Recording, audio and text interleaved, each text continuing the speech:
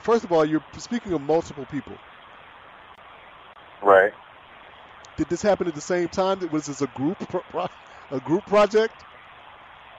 One setting was, yeah. Very nice. It was something that she desired for a while, you know. And since it was around my birthday, I kind of obliged. So. Shout out to those who believe in cooperation. So what happened that prevented them for not performing these oral party favors for the birthday boy in previous years or previous times? Why now all of a sudden? Recap that for me. They were in relationships. They were in relationships. I met them through their guy friends. You know, we weren't that cool, but, you know, I knew the guy, and so periodically we would hang out or whatever. They would just be around. So were they dating the same guy? Multiple females dating the same one guy? No. So you're just Jody. I was a more social person back then. I would put it that way. Okay. All right. Well, we've got the chat room jumping now. Way to bring it back, baby. So we're going to recognize everybody in the chat, but I do want to say a special hello to Tori Lee, Miss Tori Lee. Follow Tori Lee on Grown Folks Radio 365. She has a show, and I think that she is actually on the air now, but she took a moment to check in because, you know, Honorable Deacon, you know, I think that you and Tori might be a good match, you know. I don't know how Tori feels about group projects, and I don't know how Tori feels about oral sex, but I know you're a good guy, and I know she's a good woman. And you guys are fairly close to each other. So maybe at some point you all. First of all, I ain't shit. First of all, I am not shit. So don't lie to her. I am not shit. Tell her I ain't shit. Don't sell yourself short, Honorable Deacon. Because I will break her heart, and then it'll be your fault. Okay. Well, you need to put that in there somewhere. Tori, and Honorable Deacon, we have the rest of your lives to get that shit right. I hear that. All right. So let's recognize everybody else that's in the chat room. And we certainly are glad that you all are there. But while we're doing this, everyone who's listening on Spreaker.com or on Facebook, whatever mechanism that you're listening to, on your Droids, on your iPhones, when you click on the app, there will be a comment bubble. On the comment bubble, you want to click.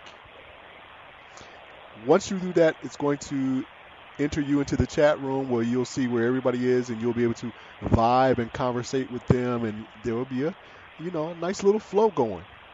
The other thing that we'd like to ask that you do tonight in the Lonely Hearts Cafe is hit that heart liking the show. And we'd also like you to hit the follow button so that you are alerted to anytime we come on the air. We are live on Wednesday nights, new shows on Wednesday nights, but you never know. You might want to click on an old show, check out an old show so you can hear, some of the historical context, some of the historical content that we reference on the show. This is year 3, so there's a lot of it out there. So, roll call from the chat room, and we certainly want to thank everyone for joining us. We've got Ronnie from Sheboygan, Wisconsin, checking in. Ronnie.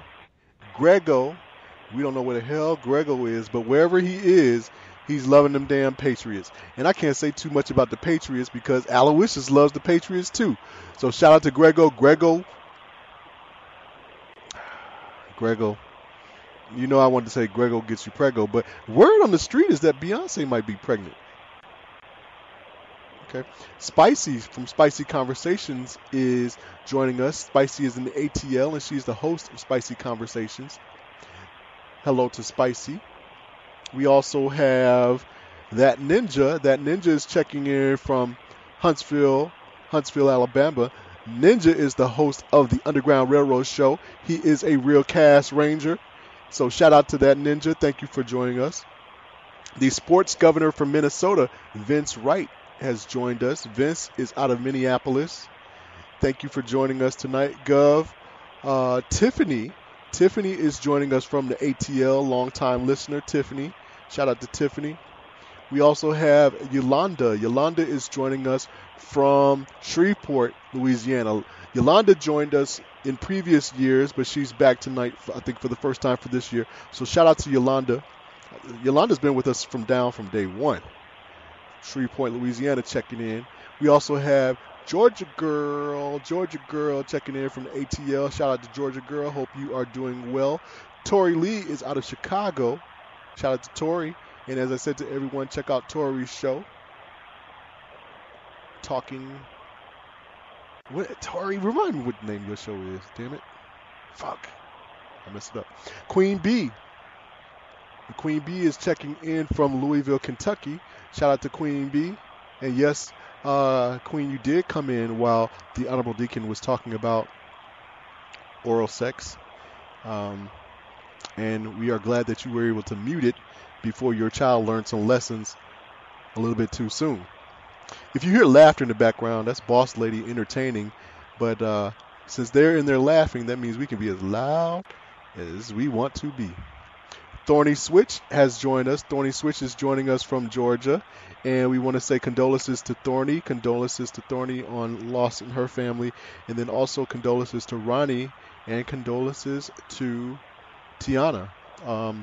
So many of our family members in the Lonely Hearts Cafe have suffered, I don't want to say losses. Family members have transitioned. So we definitely want to take a moment to say that we are here for you. Reach out to us as you need to. And welcome back, Tori. So that is our roll call. And we've got everybody on the East Coast represented pretty much. Let's see. We covered Wisconsin, Minnesota. Well, shit. Y'all all over. You know. Ladies and gentlemen, we have some great topics tonight. Are you all ready? Ninja, are you ready for this? Honorable Deacon, are you ready? Let us begin, brother. First topic of the night comes from a friend out of ATL. She wanted to remain anonymous. But her question is, why is it that married women, divorcees, women who have been married and gotten divorced, can end up being married 2 and 3 times, yet single women like herself cannot seem to get married, get hitched? And shout out to Danny in Miami checking in. Longtime contributor Danny from Miami has checked in. So, Honorable Deacon, what say you? Why is it that you feel that some women are able to get married and some women just can't find that guy? Well, the first part of it is that it's a frame of mind. If that's something that a person totally desires, the commitment is not a problem, then that's something she's going to do. If she's already been through the act 1 time, 2 times, it's pretty simple for her to do. With people that are single, it's the thing of the fear of commitment, the fear of being lost in that commitment, the fear of losing that particular person if things go the wrong way. So all these different thoughts are preventing them from going any further sometimes. There is sometimes definitely a wall. Not, the right person, you know? Yeah, there's definitely a wall. There's definitely something that you have to overcome. But then, when this was presented to us as a topic, as a question, why is it that the woman has to be looking for a husband? I kind of took offense at that, looking for a husband, can't find a husband,